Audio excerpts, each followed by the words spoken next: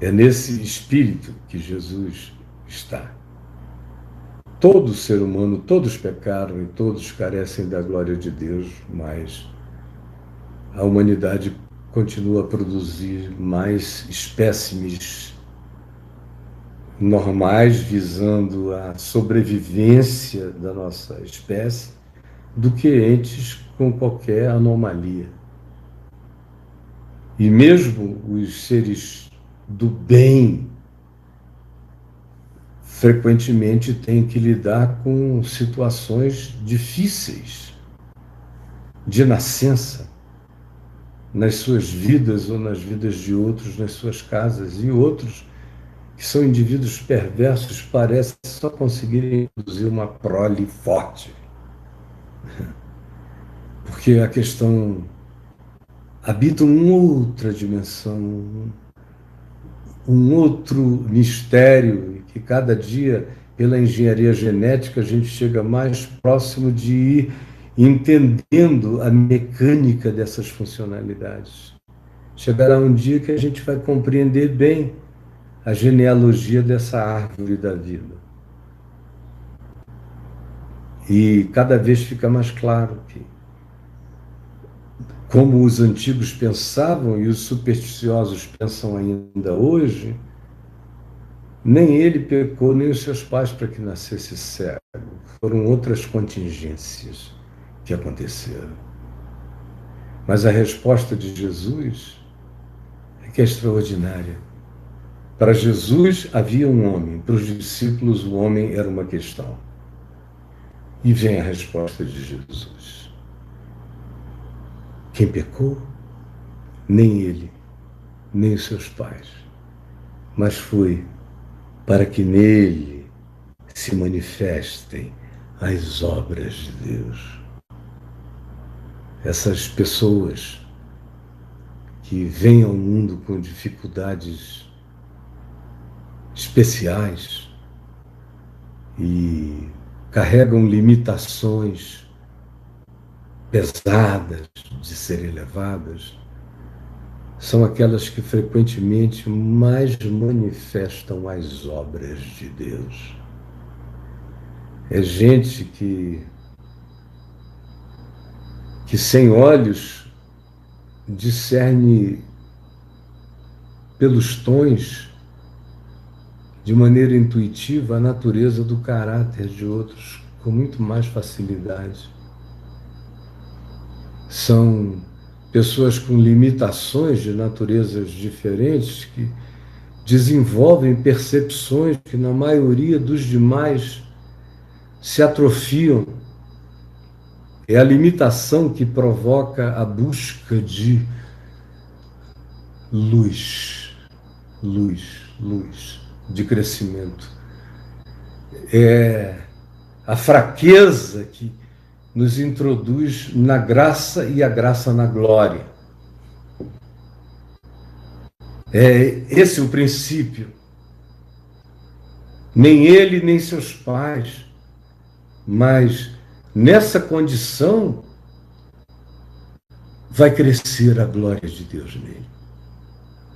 E aqui no caso do moço tem essa descrição da narrativa do Evangelho de João, no capítulo 9, que não é o meu objetivo falar dela agora.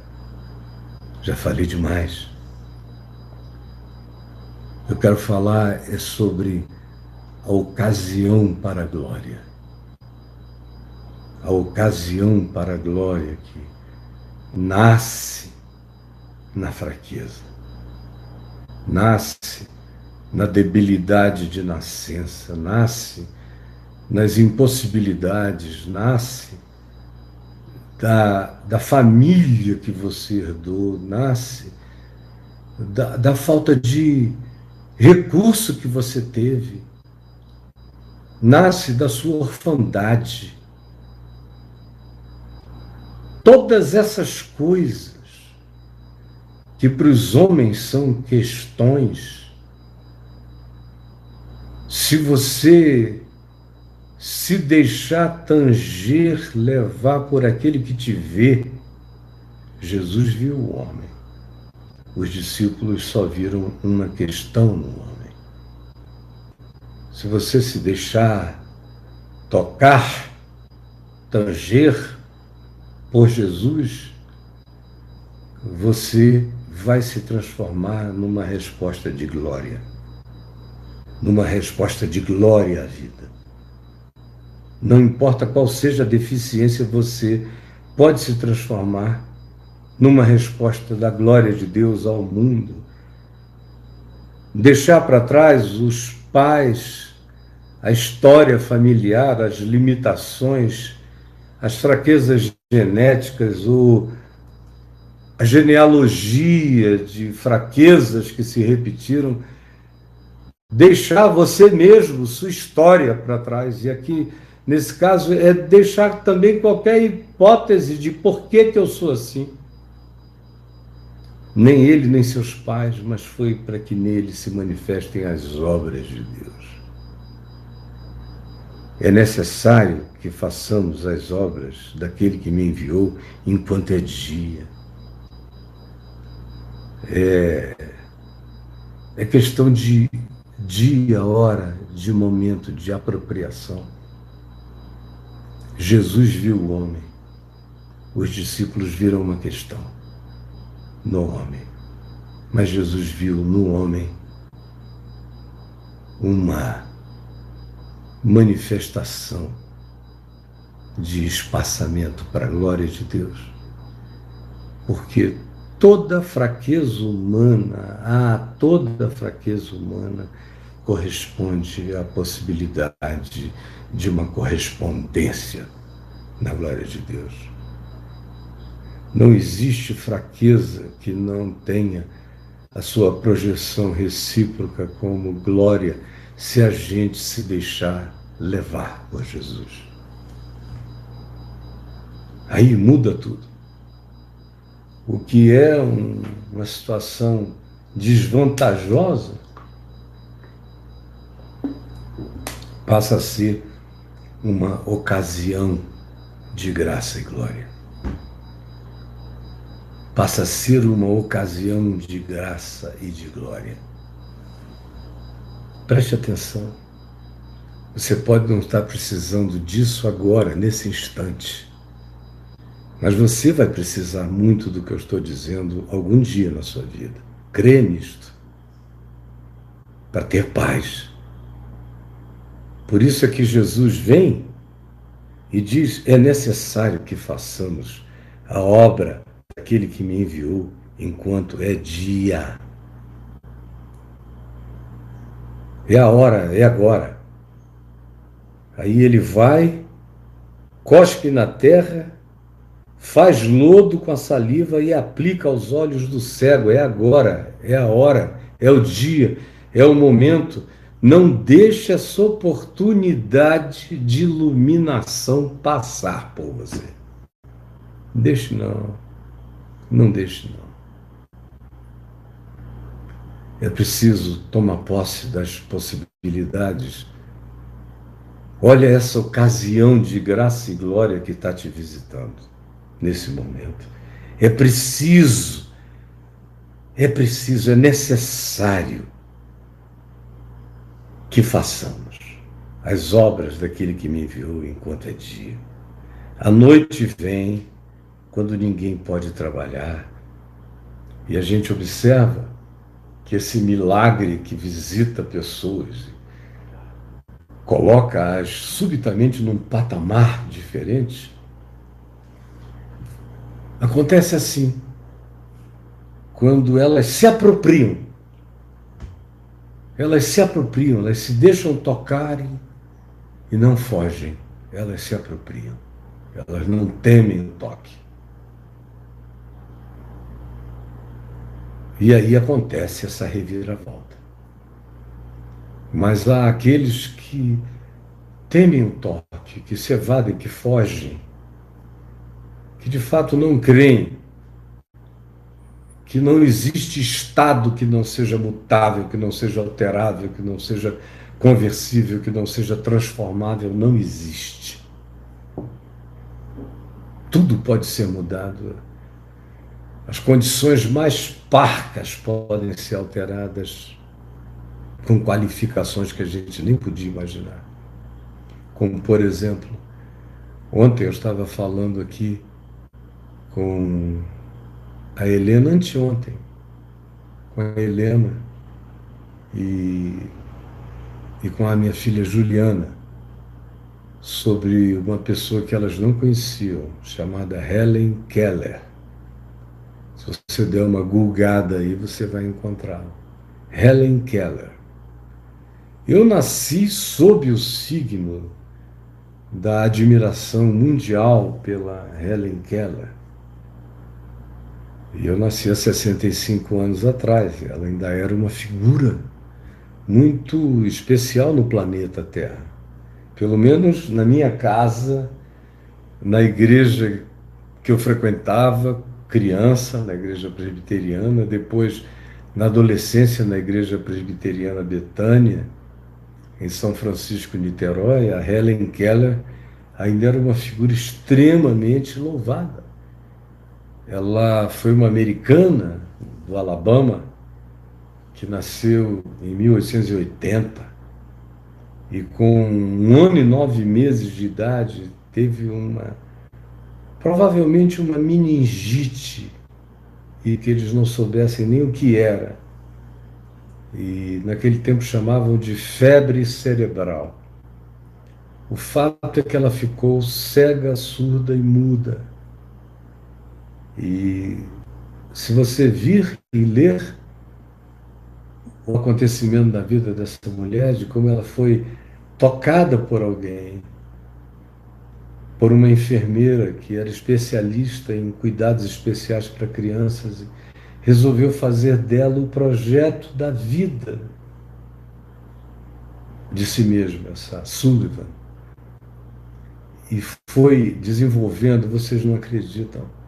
A menina aprendeu a ler, aprendeu braille, aprendeu língua de sinais, aprendeu a tocar, ficou desenvolta em música, ouvindo pela vibração do teclado na língua, numa corlinha amarrada na língua dela. Tom, tom, tom.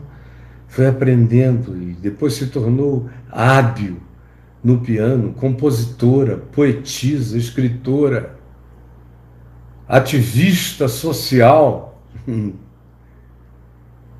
respeitadíssima pelo mundo intelectual todo e pela sua força moral.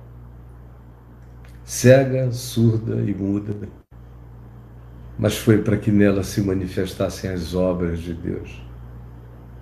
Eu vejo e conheço algumas pessoas. Eu sou filho de um homem aleijado. Eu só fui perceber que ele era aleijado quando eu tinha 10 anos. Porque ele fazia tudo que os pais dos meus amigos, que tinham as 2 pernas e os 2 braços, não conseguiam fazer, e meu pai fazia. Ele era o homem mais ilimitado que eu já tinha conhecido. E morreu o homem mais ilimitado que eu já conheci. Ele ia de um extremo ao outro na escala das possibilidades humanas. Era um sujeito chocante. Chocante. De quem eu não sou digno de desatar as sandálias. De tão chocante que ele foi a vida inteira. Mas por quê? Para que nele se manifestassem as obras de Deus. E a gente tem que aproveitar a oportunidade, como você que está me vendo agora, cheio de autocomiseração. Pare com isso. Jesus chegou, meu querido.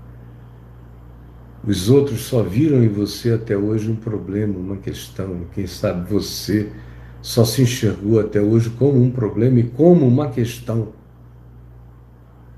Mas eu gostaria de todo o coração que você se deixasse lambuzar pela saliva e pelo lodo dessa palavra de Jesus que diz que existe em você justamente a ocasião para que se manifeste a graça e a glória de Deus, produzindo o impensável. Não existe ninguém que carregue uma ilimitação que não gere ainda assim espaçamento para a manifestação da graça e da glória de Deus. Quanto mais em você, que está aí me vendo, me ouvindo, nesse dia que se chama hoje, aproveite, enquanto a ênfase de Jesus nesse momento do diálogo é todo no espaço, tempo, oportunidade, dia, noite, enquanto. Esse é o espírito da hora que é. Aproveita o momento. Enquanto estou no mundo, sou a luz do mundo. E aí vem o ato. Dito isto, cuspiu na terra, tendo feito lodo com a saliva, aplicou aos olhos do cego. E aí inicia todo um processo, é ato, é aproveitar o espaçamento, esse vão de oportunidade. Agora, isso acontece para quem crê, não é? Se você não crê, meu filho, está perdendo tempo aqui. Eu só tenho a dizer alguma coisa que realmente produz resultados, não psicológicos, mas espiritualmente poderosos na vida daquele que crê. Naquele que crê. E se você não crê, é uma perda de tempo me ouvir. Eu sempre apenas direi que tudo isto que eu digo no Evangelho e no Espírito de Cristo é verdade, porque eu sei que é verdade que se opera na existência daquele que crê, e tão somente na vida daquele que crê. Aquele que não crê, não cria ocasião na sua fraqueza para essa invasão de graça, de glória, de pujança, de superação, de algo que está para além de ser curado, como aconteceu com esse homem. Não só os olhos dele físicos se abriram, mas se você ler o capítulo 9 inteiro, você vê que ele teve a sua maior iluminação na mente, no espírito, na compreensão. Não foi no globo ocular, foi na mente, na percepção, no discernimento. O cara termina a narrativa vendo Deus em Cristo. Termina dizendo, eu vejo. Quem é? Quem é o Filho do Homem para que eu nele creia? Quando Jesus o encontrou depois, lá adiante, depois de uma história inteira, interessante, linda, Jesus o encontra sozinho e pergunta, tu crês no Filho do Homem? Para esse que, algum tempo atrás, algumas horas antes, fora apenas o cego de nascença. E uma questão filosófica para os homens. Crês no Filho do Homem? E ele perguntou, quem é para que eu nele creia? E Jesus lhe disse, sou eu mesmo que falo contigo. E o homem se dobrando, se ajoelhando, se vergando, adorou a Jesus, dizendo, eu creio, Senhor. Eu creio, de todo o meu coração. Você veja a viagem que esse cara fez. Enquanto é dia, na hora, é dia, tem luz, ele está passando, aproveita.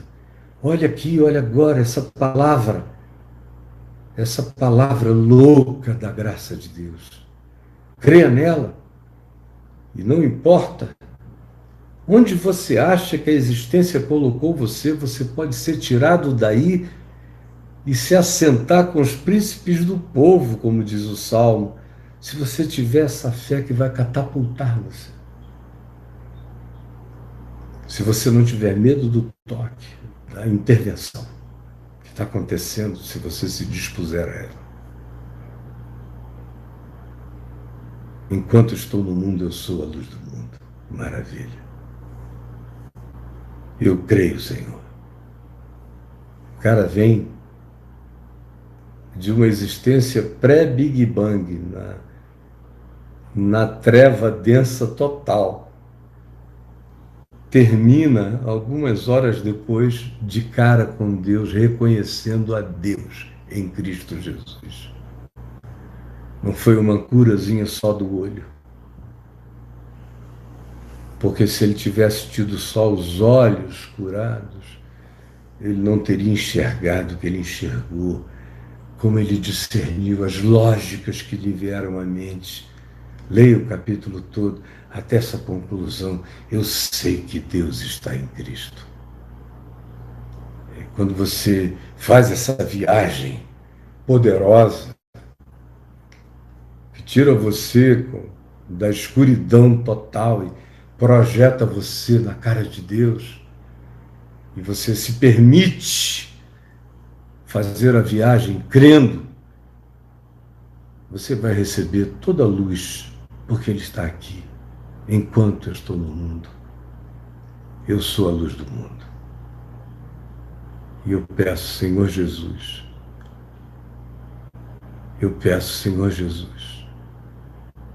por todos os que estão aqui com a gente, todos. Eu não estou lendo o que eles estão dizendo, mas está tudo diante de Ti. Eu quero pedir que a Tua palavra tenha chegado a todos eles. E que ela chegue como dia, ela chegue como a luz, ela chegue como saliva e lodo feitos por Jesus. E que haja agora uma quantidade enorme de soluções. Uma montanha de questões sobre o não significado da vida, sobre angústia, dor, desnivelamento, desigualdade, incapacidade, diferença contra o próprio indivíduo. Por que eu sou assim? Que todas essas coisas encontrem em Ti a resposta necessária. Eu sou a resposta, eu não sou a questão. Obrigado, Jesus, porque quando a gente te encontra, a gente deixa de ser a questão e a gente passa a ser resposta. E eu tenho visto na vida de gente que sabe muito pouco de si, mas que absorveu o Teu amor, como elas são diferentes, como nelas reluz a glória de Deus. Um humor diferente, uma atitude diferente. Quanto mais nesses que têm dificuldades, mas que se colocaram num lugar de profunda anulação. Por favor, permite que esta seja uma ocasião para a manifestação da graça e da glória de Deus no coração daquele que tome posse disso pela fé. Em Teu nome.